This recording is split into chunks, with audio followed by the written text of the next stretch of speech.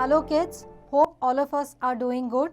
The topic for today is transportation of substances, and the key elements that we will consider are transportation in humans, circulatory system in other animals, excretory system in other animals, transportation in plants and excretion in plants.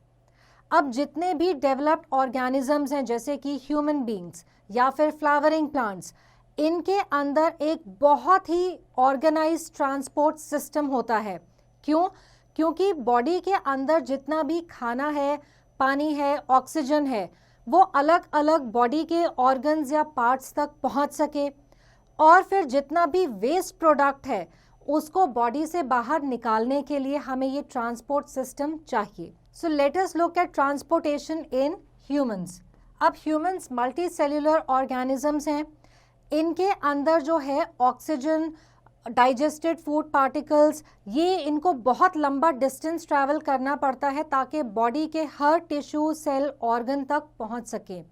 तो एक special transport system होता है जिसको कहते हैं circulatory system.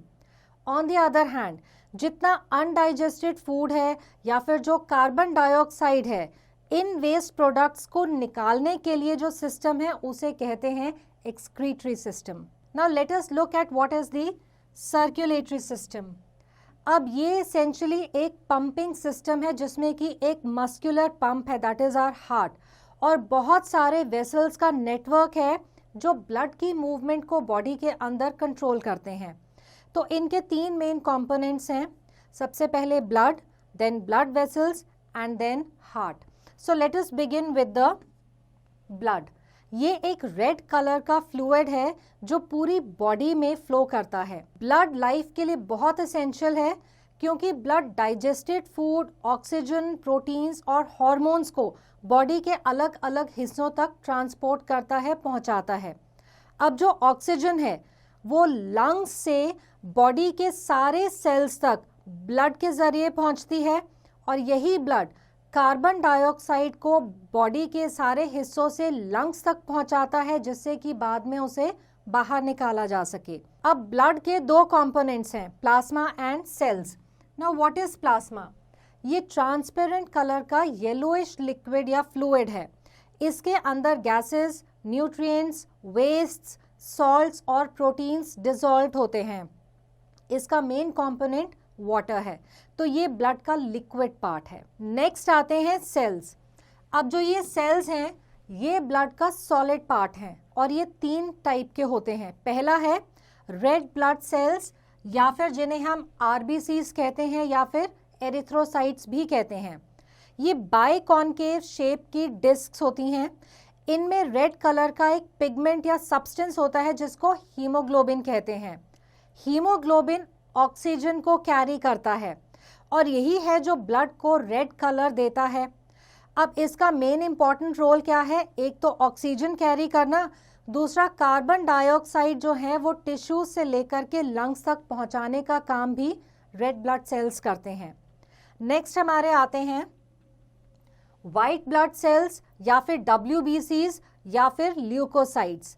ये RBCs से थोड़े ज़्यादा बड़े साइज के होते हैं, लेकिन नंबर में RBCs से कम है. इनकी शेप इरेगुलर होती है जैसे अमीबा की, और ये अपने आप मूव कर सकते हैं.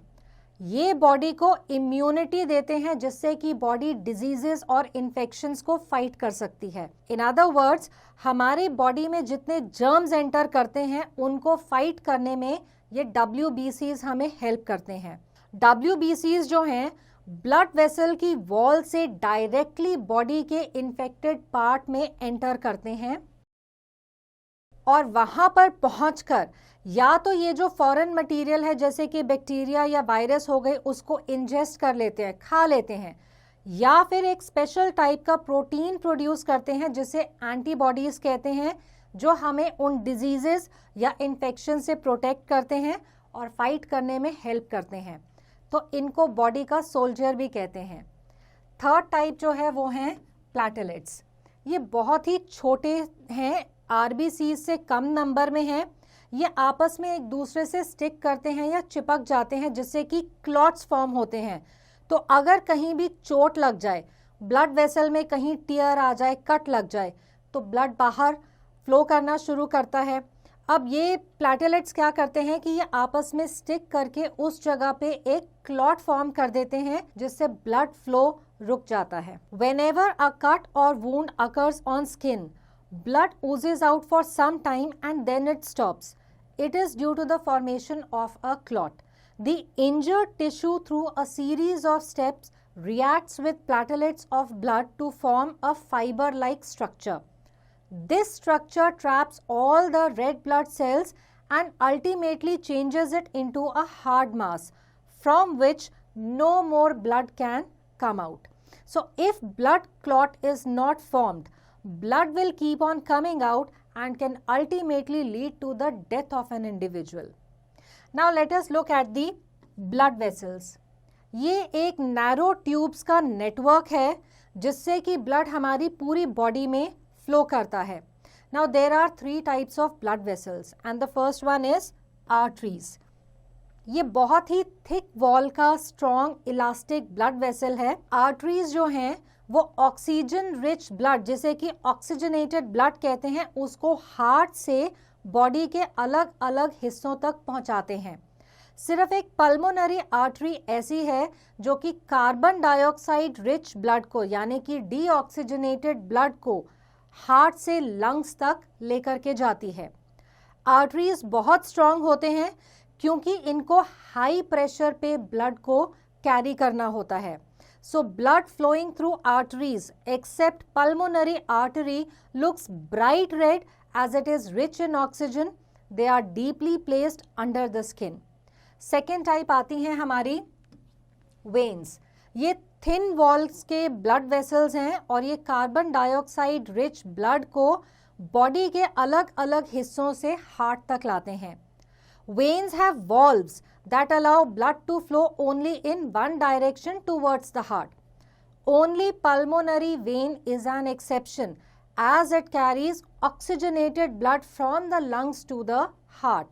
Veins जो हैं इनकी thin elastic walls होती हैं. Pulmonary veins में blood pressure थोड़ा लो ही रहता है और blood flowing through the veins except the pulmonary vein looks dark red because it does not carry much oxygen. They are placed closer to the skin. Next हमारी आती हैं capillaries. जब कोई आर्टरी ऑर्गन के पास पहुंचती है तो वो बड़े ही थिन स्मॉलर वेसल्स में ब्रांच आउट करती है. These vessels finally branch into thin, extremely thin tubes called capillaries that ultimately join the veins. अब कैपिलरीज जो हैं ये स्मॉलेस्ट ब्लड वेसल हैं. इनकी वॉल्स बहुत पतली होती हैं क्योंकि यहीं से डिफ्यूजन के थ्रू गैसेस और जो सब्सटेंसेस या न्यूट्रिएंट्स हैं वो इजीली पास करते हैं. Now the exchange of substances between blood and the body cells occurs in the capillaries. अब कैपिलरीज में है स्पेस बहुत स्मॉल. अब इसकी वजह से सिर्फ एक ब्लड सेल इसमें से एट अ टाइम पास करता है. Capillaries supply nutrients and oxygen to every cell of the body. Blood in the capillaries also collects carbon dioxide and other waste from the cells. If all the capillaries in an adult body are connected end to end, they would stretch for about 96,000 kilometers. अब हम आते हैं heart पे. ये एक muscular hollow organ है जो chest cavity में दोनों लंग्स के बीच में प्रेजेंट है और इसकी जो लोअर एरिया है, एंड है, वो थोड़ा सा कॉनिकल शेप्ड है और लेफ्ट की तरफ थोड़ा सा टिल्टेड है. इसका फंक्शन है ब्लड को बाकी के बॉडी में पंप करना. It is about the size of our fist. It works non stop from the starting of life in the mother's womb to the end of life, that is death. In an average human lifetime, the heart beats about 2.5 billion times. जो human heart है उसमें 2 pumping chambers हैं जो इकट्ठा या एक साथ काम करते हैं as a team. It is vertically divided into 2 sides, right and left. Her side में एक ऊपर का चेम्बर है जिसको एट्रियम कहते हैं और एक नीचे का थोड़ा सा ज़्यादा बड़ा मस्कुलर चेम्बर है जिसको वेंट्रिकल कहते हैं। इन टोटल हार्ट के अंदर 4 चेम्बर्स हैं। जो राइट साइड है हार्ट का वो कार्बन डाइऑक्साइड ब्लड को रिसीव करता है बाकी के बॉडी के हिस्सों से और उसको लंग्स तक भेजता है। लंग्स में वो वाला ब्लड जो है कार्बन डाइऑक्साइड को निकाल करके ऑक्सीजन ले लेता है और पल्मोनरी आर्टरी के थ्रू ये काम होता है। हार्ट का जो लेफ्ट साइड वाला हिस्सा है वो ऑक्सीजन रिच ब्लड को लंग्स से पल्मोनरी वेन के थ्रू रिसीव करता है और फिर बाकी के बॉडी के हिस्सों में भेजता है। So there is a partition in the heart that completely separates the right side from the left and this is known as septum. ये जो है प्योर और इम्प्योर ब्लड मिक्स ना हो जाए इसकी टेक केयर करता है। Moreover, there are walls between the atria, that is the plural of atrium and ventricles. ये walls ओपन होते हैं जिससे कि एट्रियम से ब्लड वेंट्रिकल में आ जाए, फिर बंद हो जाते हैं ताकि वेंट्रिकल से ब्लड वापस एट्रियम में ना जाए। सो ये बैकवर्ड फ्लो ऑफ ब्लड को रोकते हैं। The heart is made up of the strongest muscles in the body. The heart works non-stop day and night to circulate the entire blood in the body more than 1000 times per day, pumping a total of about 6000 liters of blood every day. Circulation of blood was discovered by an English physician, William Harvey, in 1628. Now let us see heartbeat. जो heart के chambers हैं वो एक special type of muscle से बनते हैं, cardiac muscle से। ये मसल्स कभी भी रिलैक्स नहीं करते और जब तक कोई ऑर्गेनिज्म जिंदा है कंटिन्यूसली वर्क करते रहते हैं। ब्लड को पंप करने के लिए ये वाले मसल्स रिदमिक मैनर में कॉन्ट्रैक्ट और रिलैक्स करते हैं। ये जो रिदमिक कॉन्ट्रैक्शन और रिलैक्सेशन है इससे अलग अलग चेम्बर से हार्ट बीट प्रोड्यूस होती है। So the beating of the heart can be felt indirectly by feeling the pulse, but the sound of the heartbeat can be heard directly by using the instrument stethoscope. Stethoscope में क्या है, एक chest piece है जो कि एक Y shaped tube, stethoscope में एक चेस्ट पीस है जो कि वाई शेप्ड ट्यूब के साथ कनेक्टेड है। In fact, the chest piece is a sound detecting device having a thin plastic diaphragm on one side that is kept in contact with the skin for receiving the sounds of the heartbeat. और जो stethoscope है उसको chest पे directly रखते हैं और उसके बाद उसकी जो साउंड है हार्ट बीट की वो एम्पलीफाई होती है और कानों में डॉक्टर को सुनाई देती है। In healthy adults there are 2 normal heart sounds, lub and dub. ये सीक्वेंस में अकर करती हैं and from the sounds of the beating heart a doctor may get clues about the condition of the heart. So here is an activity to make a stethoscope. Take a glass funnel, a rubber tube, thin rubber sheet and rubber band. Take the glass funnel and attach a rubber tube to the funnel. Fix the rubber sheet on the mouth of the funnel with the help of a rubber band. Place the mouth of the funnel on your chest close to the heart and the other end of the rubber tube on one of your ears. A regular lumped-up thumping sound will be heard by you. This sound is of your heartbeat. If you count your heartbeat, you can hear it 70 to 72 times in a minute. On the other hand, the stretching and relaxing of arteries with each heartbeat is felt as a throbbing movement called pulse. अब जितनी pulsation है उतनी heart beats हैं। Pulse जो है वो अब body के अलग अलग हिस्सों में महसूस करी जा सकती है। The normal pulse rate for a human aged 18 or more years can be anything between 60 and 100 beats per minute. Usually the healthier or fitter you are, the lower will be your pulse rate. For a newborn baby, normal pulse rate lies between 120 to 160. With extreme exercise or physical activity, the heart can beat up to 200 times per minute. When we are excited, scared or anxious, our heart gets a signal to beat faster. During fever, the heart beats faster to bring more blood to the surface of the body to release heat and thus cool the body. The heartbeat also increases during and after a meal to send more blood to the digestive system. Every healthy person over 18 years of age must donate blood so that it can be given to the sick people during emergencies. Now there is no substitute for blood. अगर surgery या injury की वजह से blood loss ज़्यादा हो जाए तो body एकदम से वो ब्लड प्रोड्यूस नहीं कर सकती. उस केस में डोनेटेड ब्लड को बॉडी के अंदर ट्रांसफ्यूज किया जाता है. Now let us look at the circulatory system in other animals. अब कुछ एक्वेटिक एनिमल्स जो पानी वाले एनिमल्स हैं जैसे कि स्पंजेस या हाइड्रा, उनमें इतना वेल डेवलप्ड सर्कुलेटरी सिस्टम नहीं होता.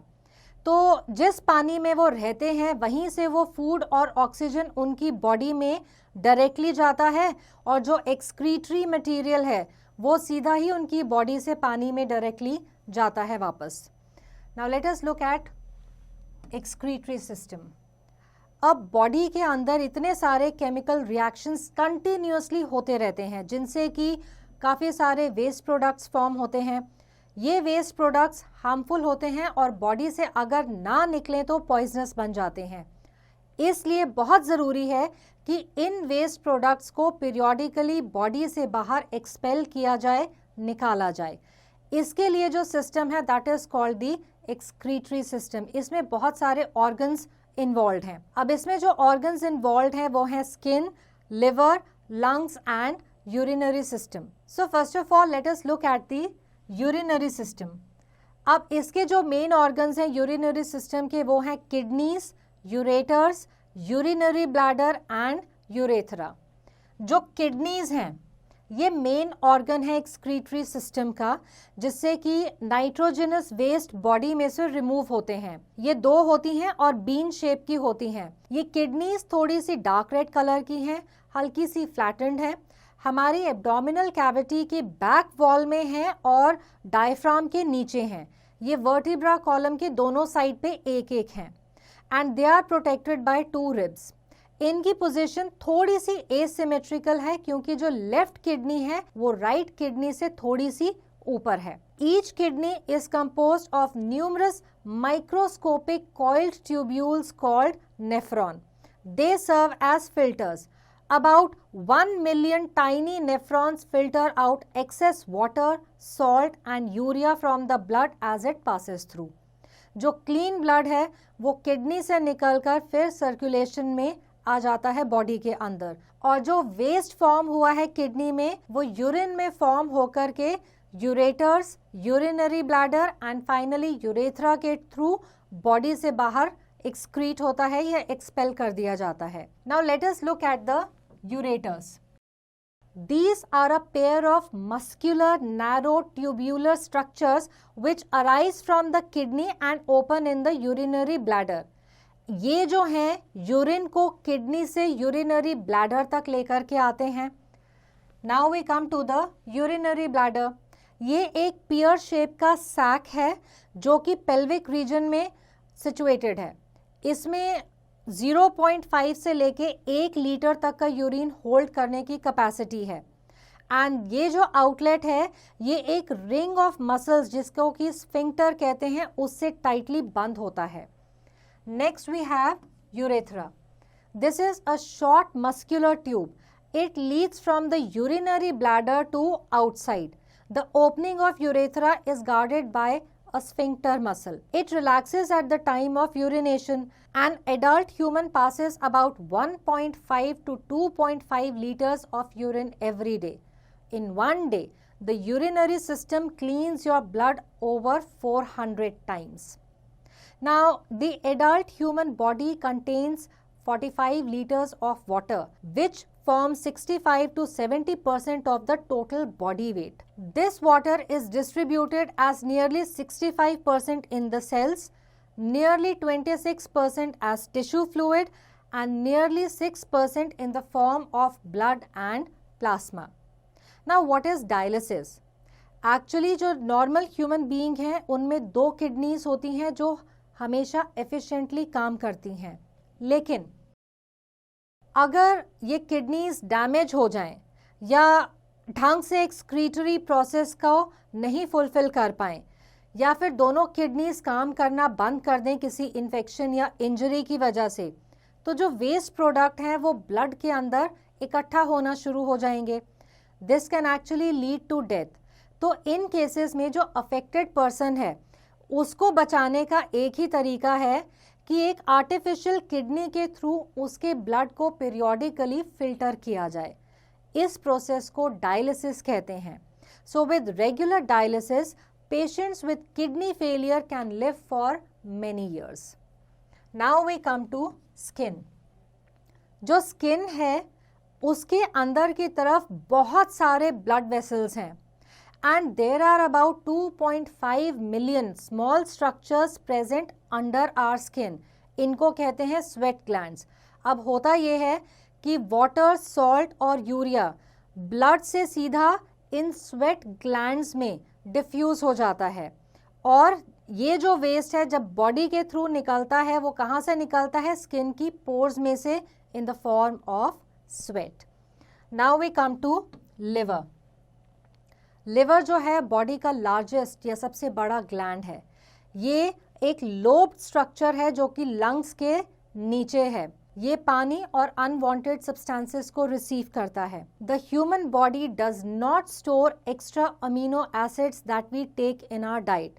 सो after a process called deamination, the extra amino acids are expelled from the body. This process takes place in the liver and leads to the production of urea.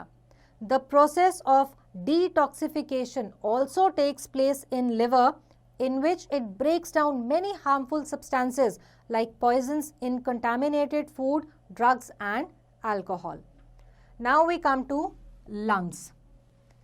Humans have one pair of lungs in which deoxygenated blood gets oxygenated. The excretion of carbon dioxide takes place in lungs. दोनों lungs को protect करते हैं flexible rib cage और sternum front के side में और vertebral column back के side में. जो लेफ्ट लंग है उसमें 2 लोब्स हैं और वो स्लाइटली छोटा है, और राइट लंग है उसमें 3 लोब्स हैं. Now let us look at the excretory system in other animals. अब animals have a more complicated mechanism for excretion.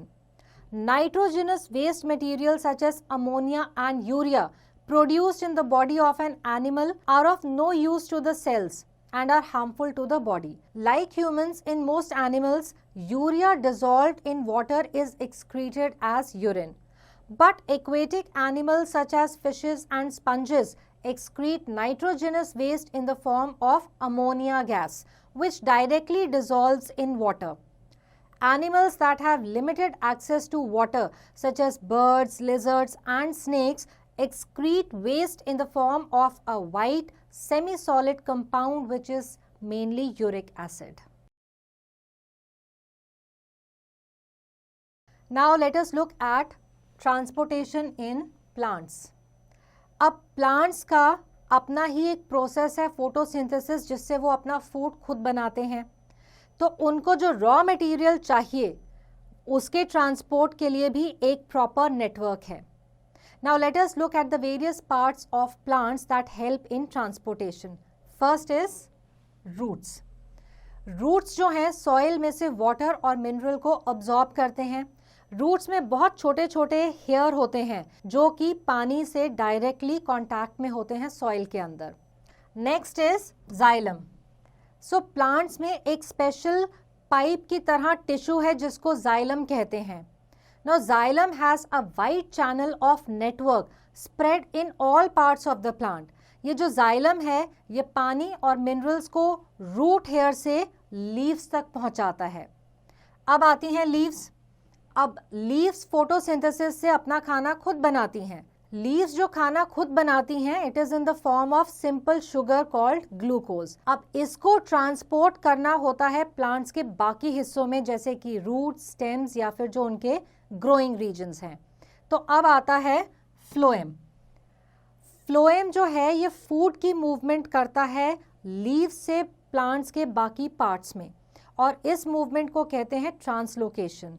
So it is done by this tissue called phloem. Xylem and phloem together are called vascular tissues. So here is an activity to show conduction of water through xylem from roots to leaves.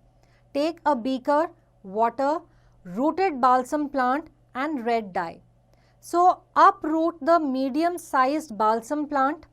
Make the red colored solution in the beaker by dissolving red dye in water. Wash the roots of the plant carefully and dip the plant with its root completely submerged in the solution. So leave this setup undisturbed for 3 to 4 hours. You will observe a continuous column of red dye from roots to leaf. In the leaves, the mid vein and the side veins show visible signs of the red dye. Now, do you know what is osmosis? Osmosis is a physiological process taking place when two solutions having different concentrations are separated by a semi-permeable membrane. अब ये जो semi-permeable membrane है, ये water molecules को अपने में से पास करना अलाउ करती है. तो मूवमेंट क्या होती है कि जो डाइल्यूट सॉल्यूशन है उसमें से पानी जो है इस मेम्ब्रेन के थ्रू पानी के मॉलिक्यूल्स कॉन्सेंट्रेटेड सॉल्यूशन तक मूव करते हैं. इस प्रोसेस को ऑस्मोसिस कहते हैं. Now this process enables cell to cell movement of water in the root cells after it is absorbed from the soil by the root hair. Thus water finally reaches up to the xylem of root. Now let us look at excretion in plants. अब plants में एक specific excretory organ या system नहीं है. अब leaf की surface में छोटे छोटे pores हैं जिनको stomata कहते हैं. फोटोसिंथेसिस के टाइम पे जो ऑक्सीजन प्रोड्यूस होती है या फिर जो पानी एक्सेस में है या जो एक्स्ट्रा मटेरियल है जो प्लांट को नहीं चाहिए वो ये प्लांट स्टोमेटा के थ्रू बाहर रिमूव करते हैं.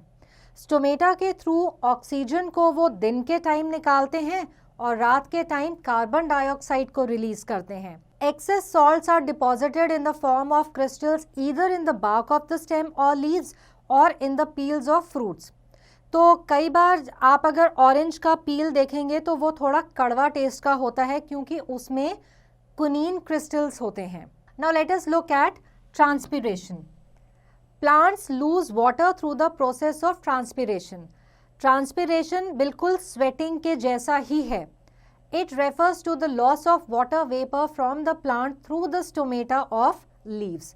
The evaporation of water creates a suction pull similar to the one created by us while drinking from a straw. This is called transpirational pull. This pulls water from the xylem tissues to great heights in tall trees, and transpiration helps to cool the plants. Now let us do an activity to show the process of transpiration by leaves. Take a potted plant, bell jar, polythene bag and Vaseline. Well water the potted plant. Enclose the pot completely with a polythene bag so that the soil surface is covered. This would prevent the escape of water vapors from the pot through evaporation. Now cover the entire plant under a bell jar and seal the base of the bell jar with Vaseline. Leave the apparatus undisturbed for about 2 hours. You will observe that water vapors condense on the inner wall of the bell jar. This is the water that has been transpired by the leaves. So let us look at the key takeaways from this chapter. All organisms possess a well-organized transport system within themselves. The three main components of human circulatory system are blood, blood vessels and heart.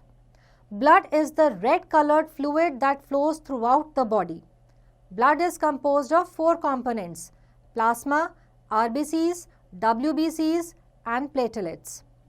Blood vessels are a network of tube-like structures which transport blood throughout the body. There are 3 types of blood vessels: arteries, veins and capillaries. The chambers of heart are made up of special type of muscles called cardiac muscles. The organs of urinary system are kidneys, ureters, urinary bladder, and urethra. There are about 2.5 million small structures present under our skin which are known as sweat glands. Plants lose water through the process of transpiration. So I hope the chapter is clear to all of us, and answering questions based on this chapter will now be easy.